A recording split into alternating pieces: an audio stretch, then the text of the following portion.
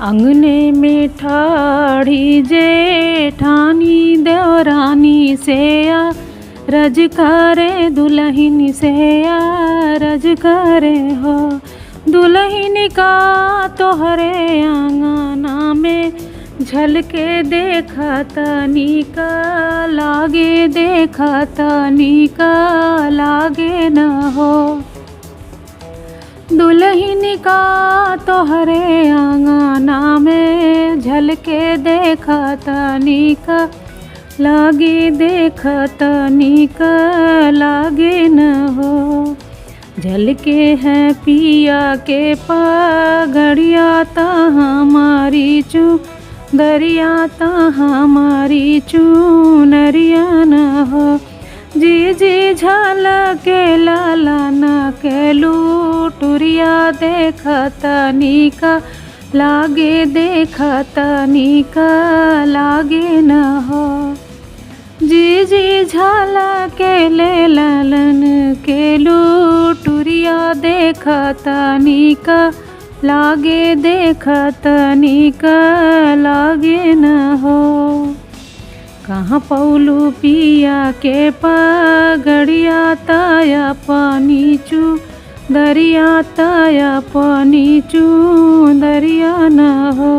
छोटी कहाँ पायो ललन के लूटुरिया देखा तनिका लागे, देखा तनिका लागे न हो। छोटी कहाँ पौलू लालन के लूटुरिया देखा तनिका लागे, देखा तनिका लागे न हो।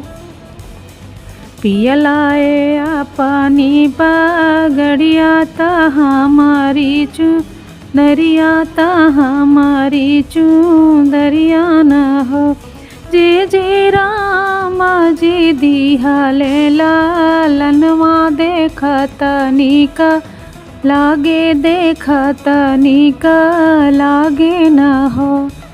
जी जी रामा जी दिहाले लालनवा देखा तनिका लागे, देखा तनिका लागे न हो।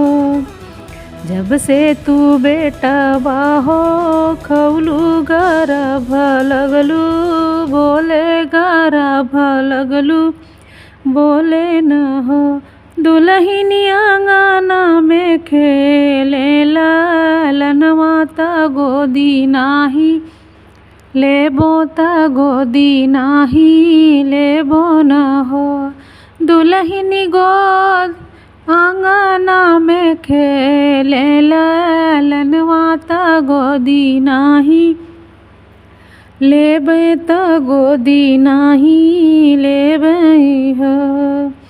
ऐसा है बोला मोरी जेठनी सुनाता दुख होला, सुनाता दुख होला न हो।